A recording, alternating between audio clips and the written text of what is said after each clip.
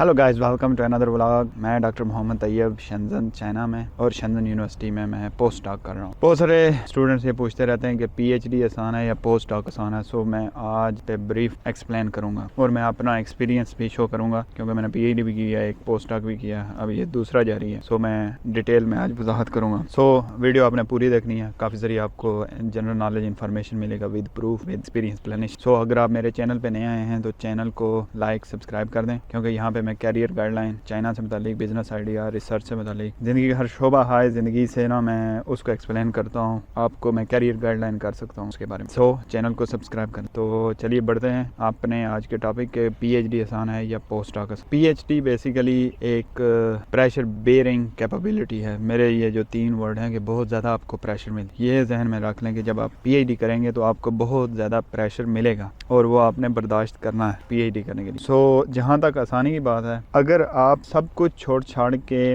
और फिर एक डिसिप्लिन बना के, मैं आपको कहता हूँ कि डिसिप्लिन एक ऐसी चीज़ है, मैं पुलिस में भी रहा हूँ, कि उसकी वो ट्रेनिंग करके ना आदमी उसके बाद दुनिया के कोई काम मुश्किल लगता ही नहीं होता। सो इसी तरह आप अगर पीएचडी आसानी से करना चाहते हैं तो डिसिप्लिन का होना बहुत ज़रूरी है, कंसिस्टेंसी, डिसिप्लिन ज़रूरी है। ये नहीं है कोई एक बात में कह दूँ कि आसान है। अब मैं कहूँगा आसान है तो, लेकिन जो स्केजुअल सख्त मैंने अडॉप्ट किया था, जो ट्रेनिंग मैं फिज़िकली भी मेंटली प्रेशर पर बियर कर चुका हुआ था, जो अमली ज़िंदगी में होती हैं, जैसे कि मैं पुलिस में था वहाँ पे, तो रातों को जागना और सख्त मेहनत करना, उसमें फिर शौक भी हो, अभी डिसिप्लिन हो, शौक हो, हार्डवर्क भी है। तो ये बहुत सारे ना फैक्टर्स हैं जिन पे डिपेंड करती है। अगर ये चीज़ें आप में हैं, आपको शौक है लेकिन डिसिप्लिन नहीं है, मतलब आप कभी सुबह उठे ही रहे, रातों को जागते रहे ना, ये काम नहीं होता। सो हर चीज़ का करने का एक तरीका होता है। तो फिर आपको पीएचडी आसान लगेगी। फिर आपको पता चलेगा भाई साहब कि मैं पहले साल में था तो 2-3 माह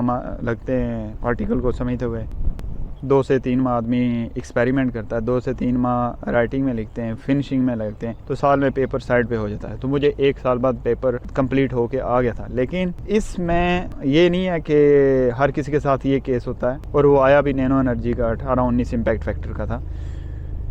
उसमें यह था कि मेरे एक दोस्त ने मुझे पूछा कि वो बहुत ही ज़हीन और ओए लेवल के टीचर थे, मेरे सीनियर भी थे। उन्होंने मुझे पूछा कि पीएचडी कैसी है। मैंने कहा शेख, जितने धक्के मैंने और आपने पाकिस्तान में खाए हुए ना, पीएचडी उसके आगे कोई चीज़ नहीं है। लेकिन वो धक्के सीखने का वो बहुत बड़ा मुश्ताक था, शौकीन था कोई भी नई चीज़। तो बात यह है कि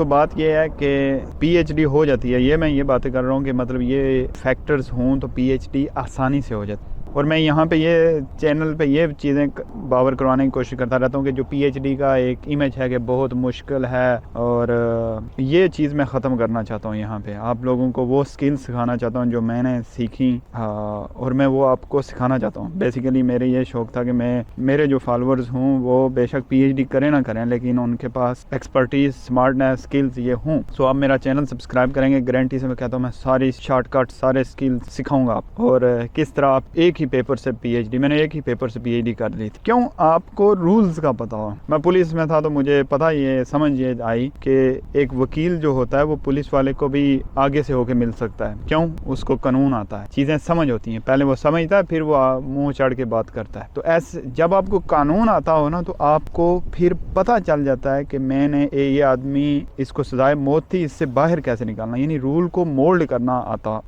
आ जाता है। तो पहले तो रूल आना ज़रूरी है। तो इसी तरह पीएचडी में रिक्वायरमेंट थी कि 12 इम्पैक्ट फैक्टर का पेपर हो। तो मेरे उस वक्त जो जिस पर मेरा टारगेट किया जर्नल का, जिसके मैं पेपर पढ़ता था, वो 14-15 इम्पैक्ट फैक्टर का था, नैनो एनर्जी का। तो वो उसी में ही मेरा एक ही था। तो प्रोफेसर मुझे कहता था एक ही पब्लिश करोगे? मैंने कहा जी, एक ही करूँगा तो हो जाएगा। तो थोड़ा सा मुस्कुराया भी था। तो 12 साल बाद मैंने उसको पेपर दे दिया था। सो पीएचडी अगर डिसिप्लिन से करें, शौक से करें, दिल लगा के करें तो कोई मुश्किल नहीं है। ये दूसरे लफ्ज़ों में फिर ये यूनिवर्सिटी की रिक्वायरमेंट है, यानी 12 इम्पैक्ट फैक्टर देते हैं वो ये नहीं कहते कि आपने 42 इम्पैक्ट फैक्टर का नेचर या साइंस का पेपर निकालना है, वो आपको रिसर्च सिखाते हैं। तो वहाँ पे सिखाने में इतनी सख्ती नहीं होती। तो पीएचडी इन जनरल आसान है। फिर आगे पोस्ट डॉक की बात आती है। पोस्ट डॉक में जब आदमी आता है वो स्किल्स सीख चुका होता है, पेपर राइटिंग, पीपीटी बनानी कैसे, दूसरे तीसरे छोटे मोटे ये मामला, तो उसकी एक रूटीन भी बन जाती है। सो पोस्ट डॉक में फिर उसको आसान लगता है पीएचडी के बाद कि एक आध पेपर या 2 पेपर कंप्लीट करने, तो वो आसान लगता है पोस्ट डॉक भी समहाउ। लेकिन यहाँ पे एक पॉइंट आता है कि ये पहले जो मेरी रेस थी, स्टूडेंट की रेस होती है कि वो ग्रेजुएट होने की है। वो एक यूनिवर्सिटी के एक डिपार्टमेंट में जस्ट एक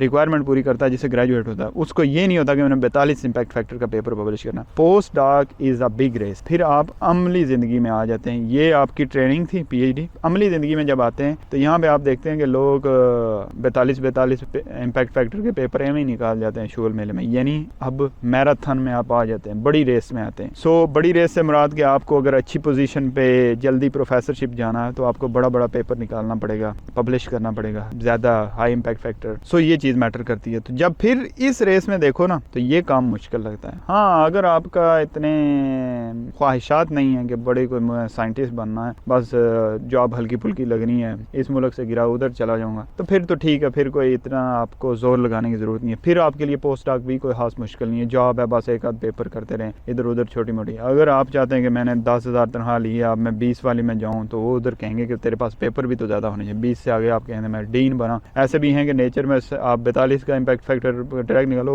35-35 साल के लड़के हैं चाइनीज़ जो डीन लग जाते हैं, बिल्कुल यंग 40 साल के, और पैसा भी बहुत ज़्यादा गवर्नमेंट देती है कि इन्होंने high impact factor paper publish किए। So in general PhD is a training, ये एक जॉब है, लेकिन यहाँ पे रेस बड़ी है। आसानी आपने खुद पैदा करनी है। पीएचडी तो छोटी सी रेस है, वो 12 इम्पैक्ट फैक्टर, यहाँ पे तो 70-80 तक जाते हैं। तो आप बड़ी रेस में शामिल होते हैं, तो आपने कंपटीशन आपने जहन में कौन सा बनाया इस पे डिपेंड करता है post doc. So in general लेकिन ये है कि इतनी ज़्यादा नहीं होता। आदमी को पता होता है कि 2 साल में एक आध पेपर मैं कर ही लूँगा, यहाँ पे Q1 का पेपर है, लेकिन क्योंकि कोशिश ये होती है कि बड़ा निकालना है, तो उसके लिए भी एक्सपेरिमेंट करने पड़ते हैं। ये नहीं है कि बड़ा परेशान हम हर वक्त बैठे रहते हैं, ये भी चीज़ नहीं है। एंजॉय करते हैं, लेकिन ये है कि इट्स हैप्पीनेस जो है ना, वो स्टेट ऑफ माइंड है। इसी तरह यहाँ पे भी इस रिसर्च में भी सेटिस्फेक्शन आपके माइंड में है कि आपके माइंड सेट कैसे और आपने जाना किधर है, ये मैटर करता है। अगर आपने बस ज़िंदगी गुजारनी है, बस नॉर्मली बस एक एजाज़ लेना था, पीएचडी कर लिया, ठीक है, लेकिन आपने कोई नया बल्ब ईजाद करना है, दुनिया चेंज करनी है, तो ओबियसली आपको तवज्जो तो देनी पड़ेगी। मुश्किल क्या, फिर वो तो वही बात आ जाती है कि शौक कितना था उसको। आपको रिसर्च का शौक है तो फिर आपको ये मजबूरी नहीं लगेगी। तो ये पोस्ट डॉक भी आसान लगेगा, प्रोफेसरशिप भी आसान लगेगी। टाइम मैनेजमेंट आती है तो आपको वालिदैन, बीवी, बच्चे सारे ये भी हैंडल करने आ जाते हैं। तो टाइम मैनेजमेंट नहीं आएगी तो आप कहोगे यार मैं तबाह बर्बाद हो गया, रिसर्च में टाइम नहीं बचता, ऐसी बात। सो आपको सीखनी पड़ती हैं बहुत सारी बातें, management, organisation, discipline, curiosity, hard work, ये सारी चीज़ें आती हैं। सो इन जनरल ना तो पीएचडी मुश्किल है ना पोस्ट डॉक मुश्किल है। कोई मैं मतलब ऐसा अभी तक ख्याल आया हो कि मैं छोड़ दूँ, ये ज़िंदगी तंग है, नहीं, ऐसी भी कोई बात नहीं, मुतमईन हो तो कोई खास मुश्किल नहीं है। लंबी रेस है, पीएचडी भी 3 साल में होती है, 4 साल, आप तो 4 होगी, 4 साल होती है आपने लगाया था। बीच में ग्राफ ऐसे ऐसे ना जज्बात के आते हैं, आदमी को खुदकुशी के दिल भी करता है, आराम से 2 साल बंद होता नहीं है कि आदमी ना ख्याल आए, मुझे नहीं लगता। तो लाजमी आते हैं कि आदमी को आखिरी सांस तक नहीं पता होता, ये नहीं डिफेंस तक होगी नहीं होगी, कोई पता नहीं होता। उसमें ये नहीं हुआ कि ये पास कर दिया अब आगे हो जाएगा, आगे प्रोफेसर ब्लैकमेल शुरू कर देता। सो इन जनरल कंक्लूड करूँ, मुझे तो ना पीएचडी मुश्किल लगी थी ना खास कोई पोस्ट डॉक। तो रूल्स पता होने चाहिए। तो आप मतलब मुझे रूल पता नहीं था पहले पोस्ट डॉक में कि पोस्ट डॉक में भी पेपर पब्लिश का काउंट होते हैं। कंट्रैक्ट चाइनीज़ में था, उन्होंने लिखा हुआ था। तो ये तो मेरी अपनी आप कह लो लैंग्वेज बैरियर की वजह से प्रॉब्लम थे, कोई सीनियर भी नहीं था वहाँ पे, तो पता नहीं चला इस वजह से। तो ये कोई मुश्किल नहीं है। अब यहाँ पे उन्होंने क्लियर काट ली, इंग्लिश में भी कंट्रैक्ट लिखते हैं तो पता है कि यहाँ पे Q1 का एक पेपर पब्लिश करना है, तो 2 साल हैं, तो आदमी सोचता है ये तो आराम से होएगा। सो ये चीज़ें, सो ना तो पीएचडी मुश्किल है ना पोस्ट डॉक मुश्किल है, जो मेरे एक्सपीरियंस से लगा। तो ना मैं आपको कोई डराऊंगा कि जी बड़ी कोई तोप शैब है। जब आप पहला पेपर पब्लिश करते हो ना, तो पहले आदमी की ड्रीम होती है कि मेरा भी ना गूगल स्कॉलर में नाम आए, किसी बड़े इम्पैक्ट फैक्टर में पेपर आए। जब आ जाता है ना तो साल बाद आदमी सोच रहा था यार ये क्या मैंने मजाक सा पब्लिश किया है, कि मतलब कोई ये नहीं, क्योंकि हम बल्ब का फिलामेंट के अंदर का कोई एक एटम चेंज करके थोड़ा सा फर्क स्टडी करके कह देते हैं हमने ये किया। हालांकि ख्वाहिश तो होती है ना कि दुनिया बदल के रख दूं, कि एक पूरा बल्ब का आइडिया ही चेंज कर दूं, इस पे स्टडी करूँ कि बल्ब एनर्जी खाए ही ना, दिन को धूप से चार्ज हो, रात को जलता रहे, तारों वाला सर्किट ही ना रहे। तो ये चीज़ होती है साइंस। ये मैजिक करो तो तब ये कहते हैं कि इसको साइंस आती है। ये जो हम करते हैं ये सीख रहे होते हैं, करेंगे हम इंशाल्लाह, मैं भी करूँगा। लेकिन ये 10-20 साल बाद। न्यूटन भी मशहूर तभी हुआ था जब उसके बाल सफ़ेद हो गए थे, इवन उसके जाने के बाद अगले उससे मुस्तफ़ीद होते हैं। सो दूसरे लफ्ज़ों में ना तो PhD मुश्किल है ना पोस्ट डॉक मुश्किल है। तो आप लोग मेहनत करें, इंशाल्लाह आप भी PhD होंगे, पोस्ट डॉक भी करेंगे, फाइनेंस भी बेहतर होगा, माशरे में आपकी इज़्ज़त भी होगी। सो बिल्कुल डीमोटिवेट नहीं होना, कोई मुश्किल नहीं। मुझे तो कोई हाथ यानी मैं समझता हूँ जितना मैंने FSC मैं अपने दोस्तों को कहता था जितना मुझे FSC मुश्किल लगी इतनी PhD नहीं मुझे मुश्किल लगी। क्यों कि ज़िंदगी में मुश्किल हालात देख बने नहीं थे, खुद बनाए ताकि सीखने को कुछ मिले। सो इससे है कि हर वक्त सीखने के मूड में था मैं, बेहतर से बेहतर हर रोज़ यही कोशिश होती है कुछ नया सीखने को मिले, वो स्किल हम बेच सकें बाद में।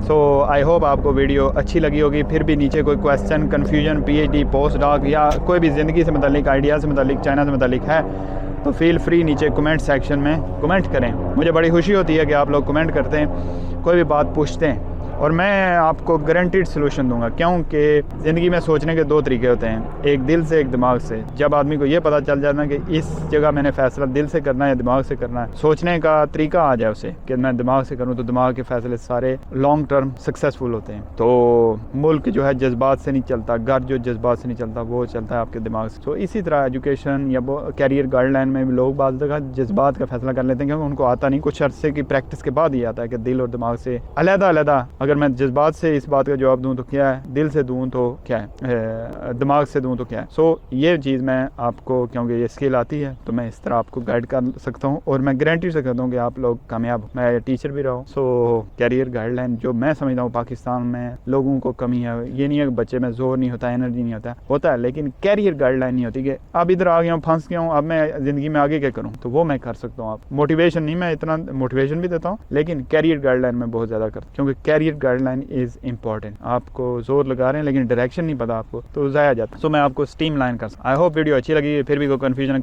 है तो कमेंट करें कमेंट सेक्शन में। Until that time take care, bye bye.